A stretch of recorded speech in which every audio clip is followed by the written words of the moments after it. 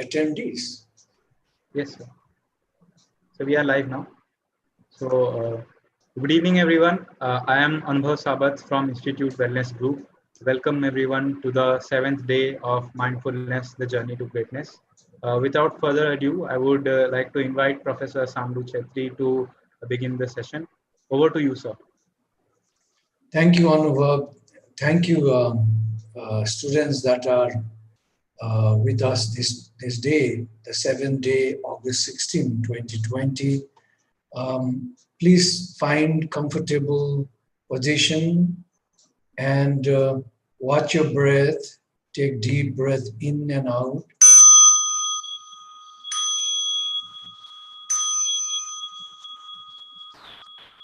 And try to see your three parts of your body, the whole body. How do you feel?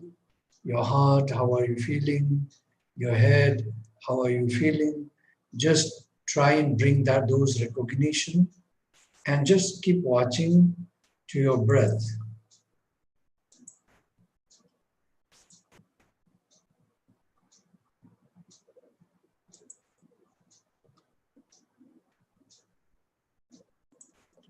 Oh, Abhinav, you'll have to make me a co-host.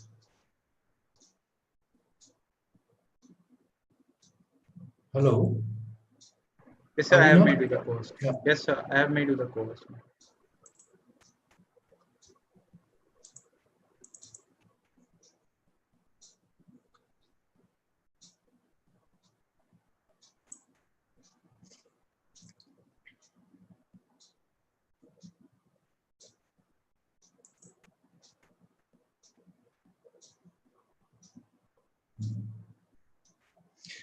Okay, friends, welcome to the day 7.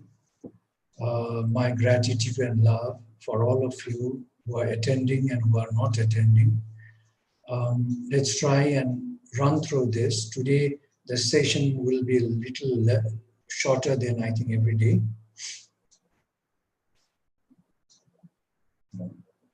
Okay, I thought I will stop reminding you, but then I realized that it's very important to really push you to make your own calendar so that you can discipline yourself.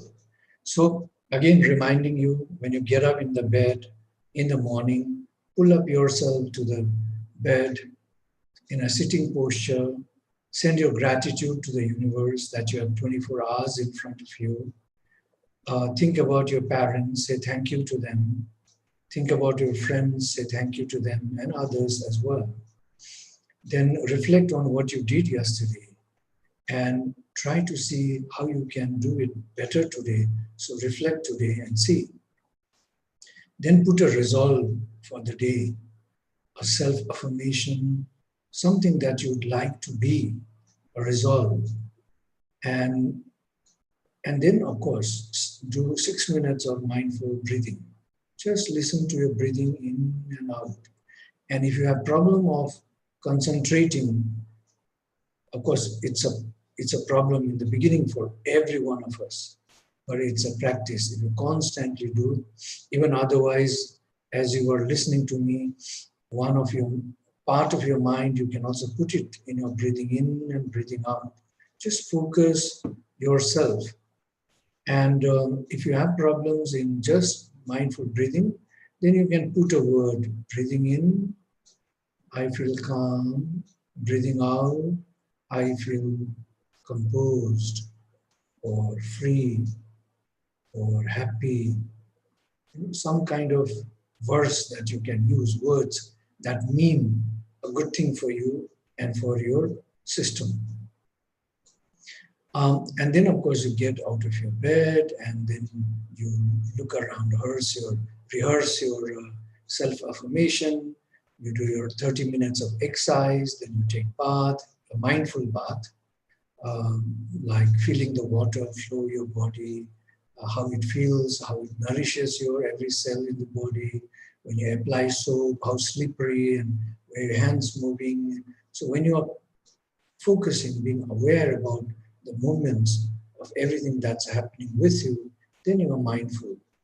Then, of course, you join for your family prayer or meditation together, have tea, also mindful drinking, try to think about the sugarcane factories, the tea gardeners, the people who have prepared the milk, tea for you, and if you have milk, then think about the cows grazing in the fields, thanking everybody in the process for a cup of tea, and try to see the clouds in the tea because it's water, rain.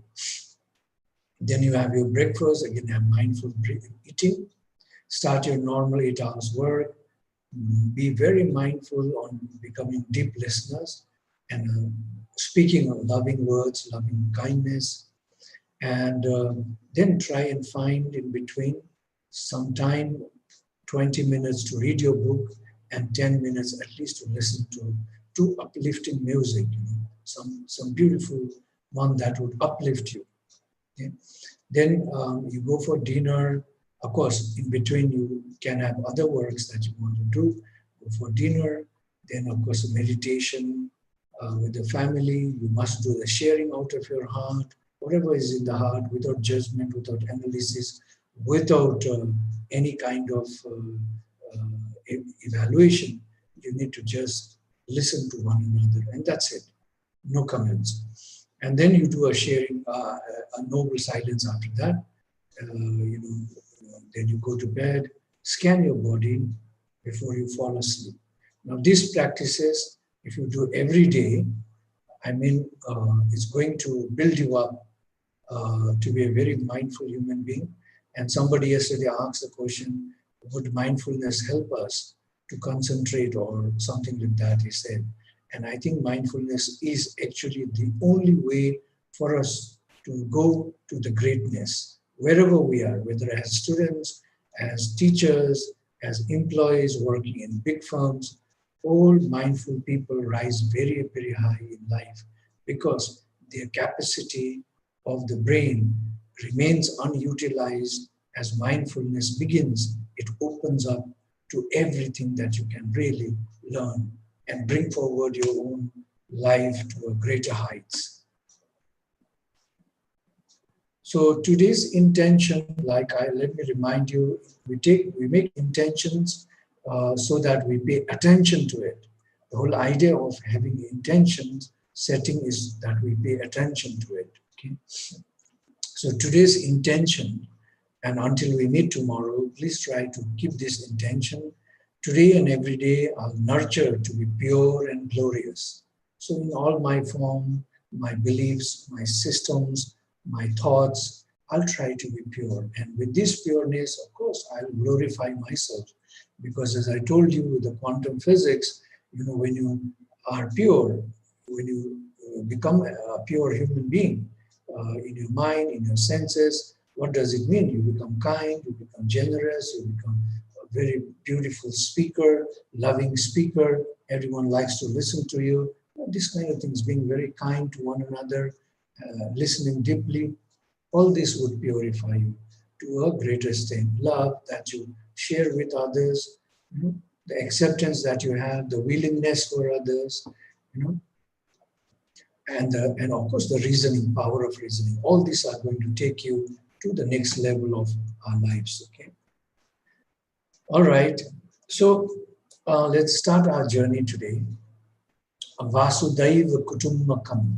This is a Sanskrit Indian word that says the entire world is my family. So everybody is same. Like if you remember the second day, we proved that we are same. Our form is the same. Whatever it is, our form is the same, whether it's human A or human Z.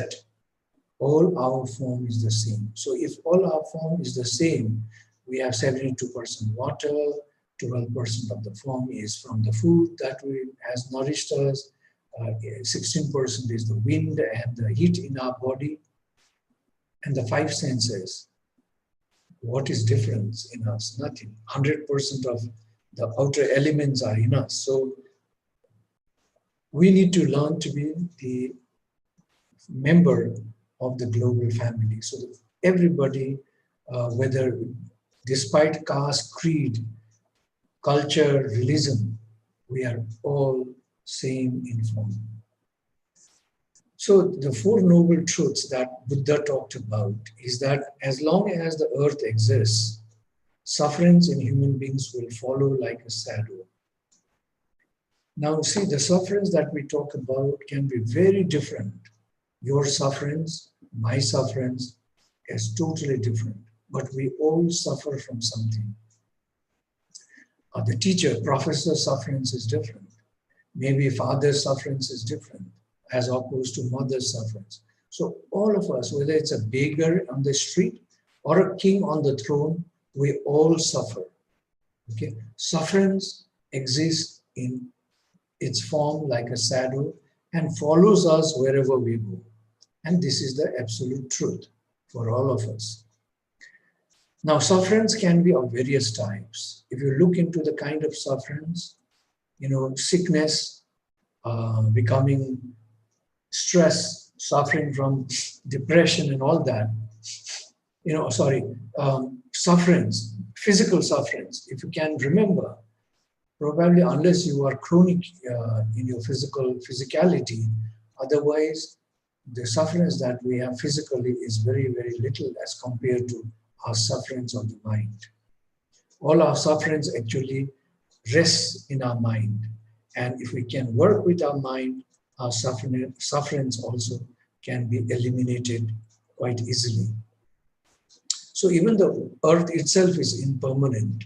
Of course, it will take billions of years before it can dry away or vanish from this universe, but probably that's also impermanent. So everything that we move around with, our sufferings, whether it's physical or mental, they all will pass because they exist and vanish. It's a question of time and mind. When your mind is aligned to something, focusing, you're going to free yourself completely. Okay? Then, of course, the cause for sufferings, there is a cause for suffering. So why are we suffering? And he felt that when we have tied ourselves with material things of our life, which are very momentary, they bring us sufferings. Now, if you think about sufferings that connects with us, maybe as students, questions that have been asked is more the emotional and social sufferings that we suffer from mostly. It's nothing to, it's very little mental sufferings that has arisen in our discussion, but it is mainly emotional and social sufferings that we all have. Now, there is a cause of these sufferings, whether it's emotional or it's social. Social meaning your family, within your family, your brothers, your sisters, your parents, you always come into conflict. And we already understood why this conflict arises, because we don't listen with one another. It's as simple as that. We don't listen properly with one another, to one another, and we do not understand one another. And then we begin to suffer our lives, suffer quite badly. And it can become those emotional things, those social sufferings can translate into mental sufferings as well. And once you are hit with the mental sufferings, then the sufferings can also extend to physicality. You can also have physical sufferings as well. So what is the way then out of these sufferings? Now, most of the sufferings in different ages, we have different sufferings again. Now, as a youth working, from 25 years until 35 years of 38 years, probably the struggle of sufferings is how to rise higher in the hierarchy, and how to get more money, how to have more material things at home. And every time you achieve something, that happiness vanishes. That sufferance continues because that part is over, but it asks for more. Today you might have an iPhone 10 or something. Tomorrow, when it comes to next level, you'll want that. And this becomes obsolete, you see. So there is sufferance again. You have to work towards trying to find more of getting more material things in life. Okay. So what is the way out? There is a way out, and the way out is probably will not be talking in detail, but here let me mention we have a way out, and once that way is found, then of course there is the cessation of our sufferings, and this way is actually we have to be awakened. We have to keep ourselves focused, whether we get the glimpse of happiness or we get the sufferings comes our way. We need to go always in the mid path, and this path we can go by wisdom, which is a right thought, pure thought, right understanding. These two form into wisdom, and if we practice these two in wisdom, that would be the first one. The next one is moral. If we try to understand my needs, the food that I eat, am I throwing in my plate even one small piece? You know, what is the harm I'm bringing to the earth planet by throwing more? Throwing meaning you are destroying the planet. Okay, so what is the right livelihood in the moral? What is right for me? No meat, no dairy. I talked already yesterday or day before about it. We have to stop this because we bring sufferings by doing this. First to the planet Earth, because 80% of our arable land is used for dairy and meat industries. So if we give up this, then we'll have more organic food that can be produced for our benefit, because protein is better in non-meat, non-dairy products, because these dairy and meat products actually make our cells cancerous and also bring diabetics in us. It has been proven by many research. You can Google and look at it. Especially go to California University, the science department, the School of Science. They have done a research on aging. You'll find everything there. So big research has been done on this, and they've proven how it can be shifted from diabetic to non-diabetic, cancerous to non-cancerous. Within 12 days of time, we're just changing food habits, everything changes in our institution of our body. Okay, so right livelihood. Then, of course, right speech. See, even here in the moral comes the right speech. Am I speaking well? Is this the language that they would like to hear, like I would like to hear? So language becomes very prominent here. Third one is your actions.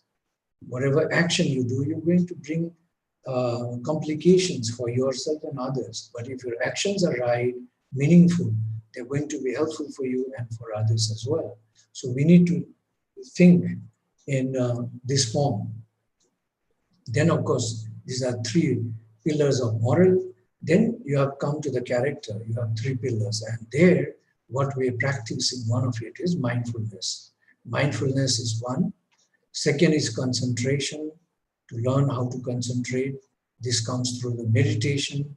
And the third one is your efforts. You have to put right efforts. And if you can master these three areas, wisdom, moral, and character, then you'll master yourself.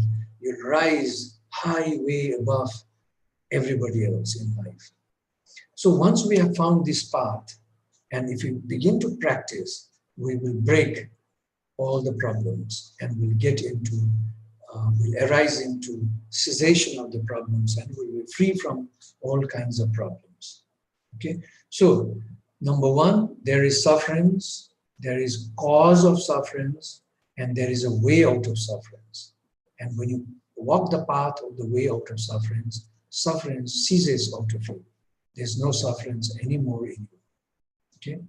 And this principle, four principles can be applied anytime in our life. Anytime you're unhappy, say, okay, why am I unhappy? What is the cause?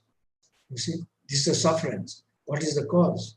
Then you will have to ask questions. You will come to a conclusion and you'll find, oh, it's because of this. I need to do this. So you are out of the sufferings once you find your journey. Let's discuss a little bit about self or no self, because I think this is important here. So, like we talked 2 days in the second day about the form. How are we built? That's the form. Okay, 72% water, 16% air and heat in our body, 12% is our body mass out of the food, earth. So Bhumi is our form. We don't know about our connections with the planet. Quantum physics tries to connect us to the entire, out of the planet, to the universe. And I think when you try to see the patterns, you realize that you are actually connected with the entire universe. How the universe functions is also functions in our body. The whole universe is in us. So that's one part. Is self the form, or is it no self? I'm just leaving you with these questions. Okay, I have no answers for you now. But if we discuss, probably we'll come to an answer. Feelings. There are two types of feelings. One is by touch. One, you have a deeper feeling, a feeling from the subconscious that arises to us. So which also we call emotion. Feelings are basically touching, and this feeling, which is emotion that arises from subconscious without realizing, it just comes. It just happens. Your brains don't work there. It just happens. So so is feelings then the self, or is it no self? What is it? We're trying to find ourselves. Where are we in this? Mental formations, the perceptions, in fact. We talked about this already, at least the vision part. We talked with the tree example for a farmer, for a woodcutter, for a carpenter. So our mental formations are actually built out of perception. So the mental formation that we carry, who we are, is based on the perceptions that we carry. And the perception givers are our vision. What we hear, often we break into fights without even trying to find out what is the truth. Because out of hearing, we begin to suffer, we form our perceptions. We see, if you're shown some kind of a picture here, that you see a picture, I'm sure you'll have some formation of your mind. You'll say, oh, what is this picture? Oh, this looks like this. For somebody, it might look different. So you can build already a perception just out of this. Someone might say, oh, this is from a Buddhist monastery or something. So perceptions can be built just by looking at the picture. Sometimes we see a picture of a person and say, oh God, he must be a terrible guy. You see? And then if we meet in reality, we will try to avoid it because that is the perception we have brought in our minds. So we often have this problem with our visions. We can always go wrong because perceptions can never be true. It's not always true, but it can sometimes be true. But try to always kind of deduct to come to the truth. Hearing is another thing. Often the rumors that go around is through hearing. And through hearing, we get into a lot of problems. Like now, what you hear on the television, what you read on the newspaper, what friends send you messages saying, oh, this has happened, that has happened, that has happened. And we build a lot of perceptions. We do not see the light anymore. We feel we are in the tunnel because we feel that this COVID, this pandemic is not going to go over. Now, these perceptions are from hearing that we build. We build a vision in our mind, a perception, a formation in our mind. Taste also gives you perception. And then you can decide whether it's good or bad. Maybe a bad taste might be high, and you might decide, oh, this bad, it tastes bad, it's probably not good for our health. Probably that's the best food for your health. I know some of the fruits are so smelly in Indonesia, especially, but people love it, and it has so much rich values. But I couldn't stand that fruit. I couldn't even go near it. It smells so horrible. I can't even describe that. So we build a lot of mental formation out of our perceptions, and this mental formation builds who we are in reality. The way we do do, the way we perform, the way we are, is our mental formations. So these mental formations come from our visions, from our senses, the five senses. Feeling I'm separated because it has a second component, but it all comes from there. So are we the mental formation then? Then of course comes the consciousness. Conscience is right or wrong. Consciousness is much higher. It's about your inner self, your inner qualities, your inner motivations, your inner awareness. That's consciousness. That's much higher. So what are we if we look at this form where you see your teacher sitting here and talking to you? What would you assign him? Am I a self or no self? In other words, who am I really? Can I call I? Is this right? Is this I, this flesh I? Or is my feeling I? Or is my consciousness I? Or is my mental formation I? Or is that my whole form as I? So we need to struggle to find self and no self. Where are we in this journey? Anyway, friends, I think I'll leave you there and we'll get into a nice meditation today. Lotus purity meditation. So let's get going. All right, please sit comfortably, find a place as you listen to the bell.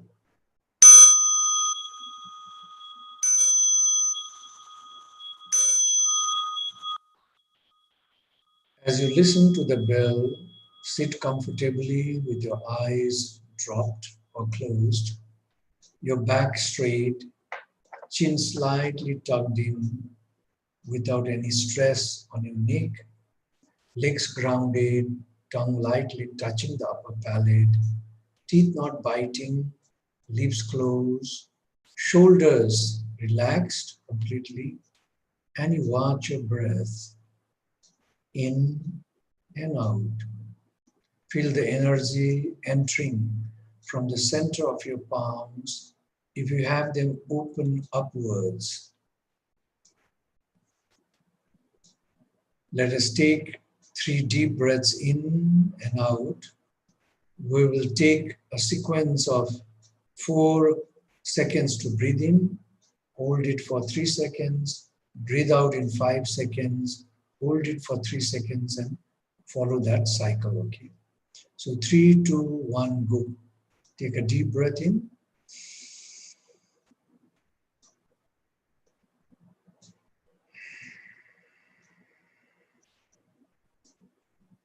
Again.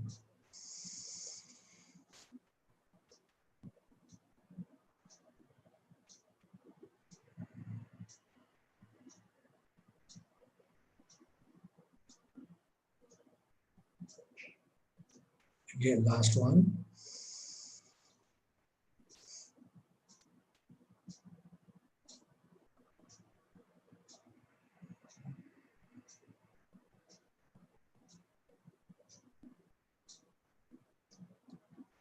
Please feel calm and relaxed and take your awareness to your feet.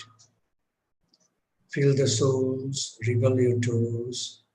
Feel the ankles, calf muscles, thighs, and ask the entire 2 legs to soften and relax.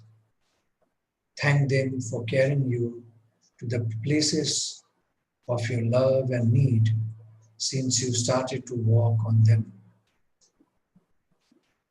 Straighten your lower back gently and your upper back and relax your shoulders while you put your attention to your center of your palms, feeling the energy enter through your palms.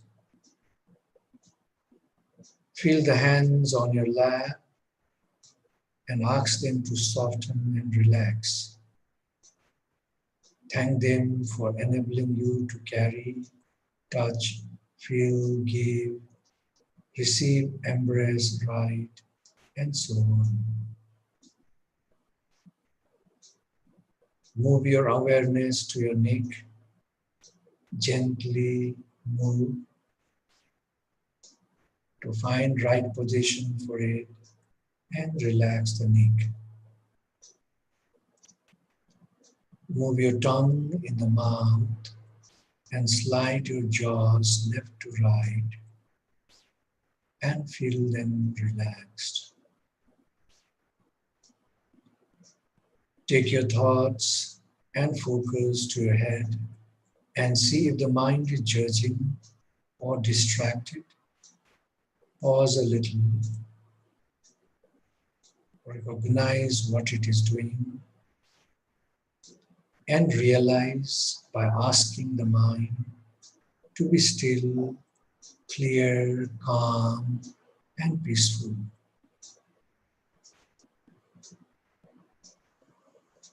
Now take your awareness to your head,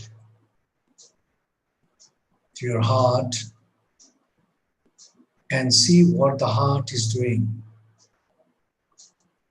Pause, recognize it. See if the heart is agitated.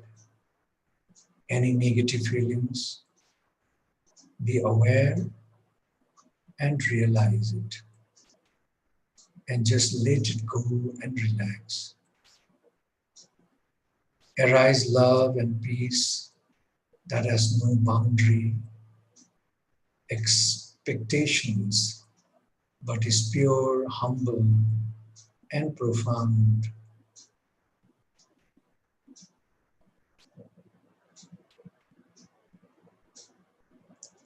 Please bring your body, mind, and speech in perfect oneness and imagine your loved ones. Send your heart along, wishing them acceptance, truth, love, joy, and peace.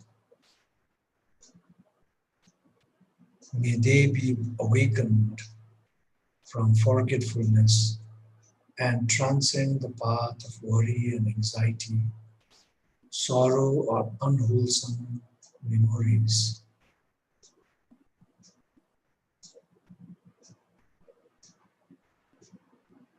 Breathe in and say, I feel fresh and rejuvenated.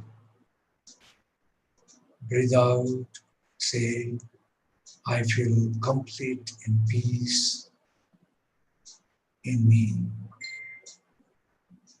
So breathing in, I feel fresh and rejuvenated. Breathing out, I feel completely in peace.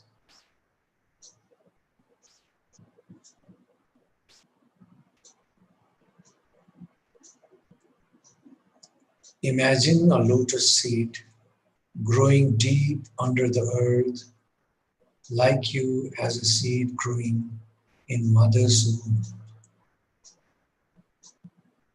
The seed is not aware of how it will develop.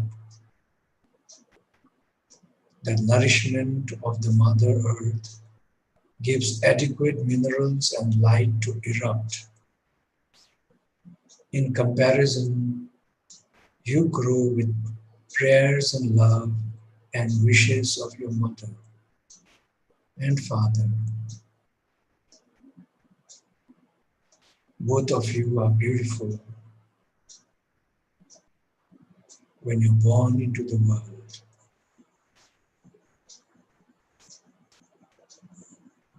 Both you and the lotus become the love of everyone around. No one then realizes the struggle taken to erupt or born to this world.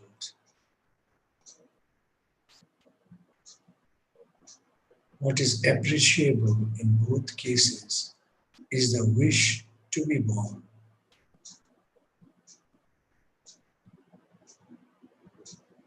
However, as life has to go on, the present becomes more important than the past. Slowly, the nourishment of the atmosphere now takes a toll on the lotus and the baby. It is no more under the control of nourishing underneath of earth or loving womb of the mother. The lotus is lucky. It is grown in the deep waters as its support column. The water as its support column. And you have learned highly ethical values to shape your life. Both of you now mature to full bloom.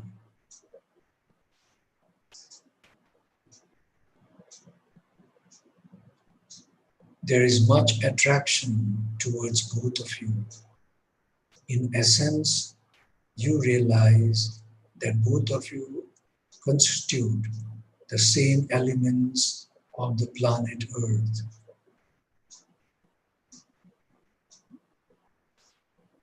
Your perception now changes to understand the deeper meaning of existence.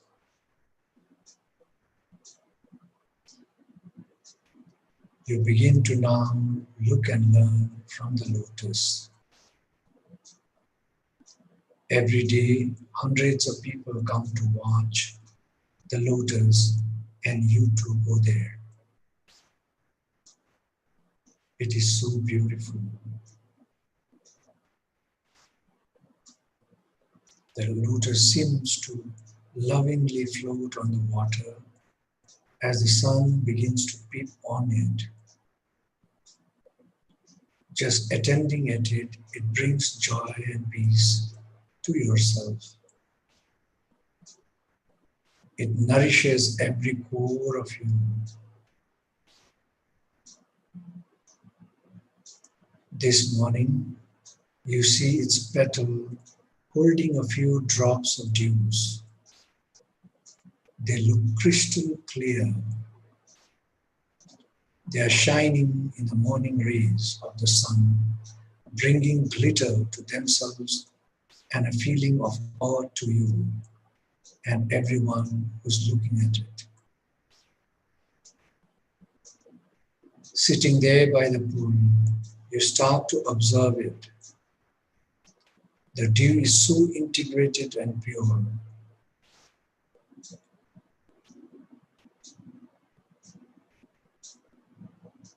The dew looks alive, as if wanting to talk to you.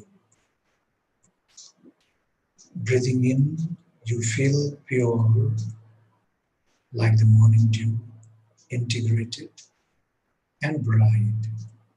Breathing out, you feel pure and glorious. You realize that this lotus does not speak, but can bring so much change in love, peace to others. Then you as a human being should be able to do more. You realized everything rests on perception, and you decided to remind yourself always. Breathing in, I smile, and breathing out, I'm happy.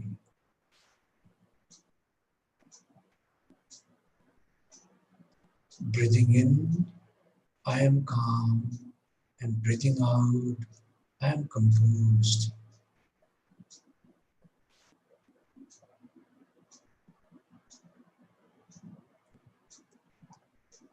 Breathing in, I feel joyful, and breathing out, I feel loved.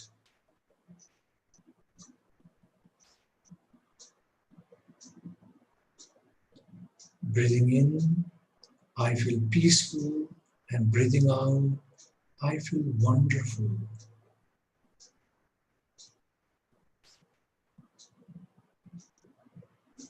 Breathing in, I feel home in myself, and breathing out, I become my own light.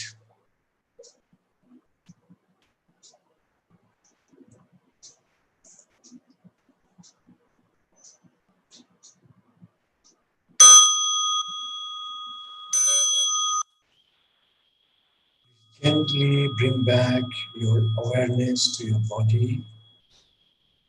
Take a few deep and slow breaths. Open your eyes halfway. Rub your hands. Massage your legs. And when you are ready, you can completely open your eyes, filled with love and compassion.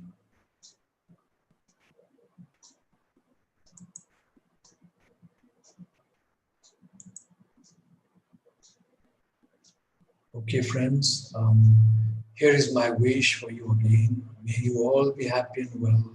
May you all be free from fear and danger. May you bring happiness to the lives you touch. May you bring unconditional love to others and be loved always. So let's sing our happiness song. 3, 2, 1, go. Happiness is here and now. I have dropped my worries. Nowhere to go, nothing to do. And I'm not in a hurry. Happiness is here and now. I have dropped my worries. Somewhere to go, something to do. But I'm not in a hurry. May all the auspiciousness come to you, my blessings and love to all my friends who attended today and who did not attend today. Thank you and Tashidene.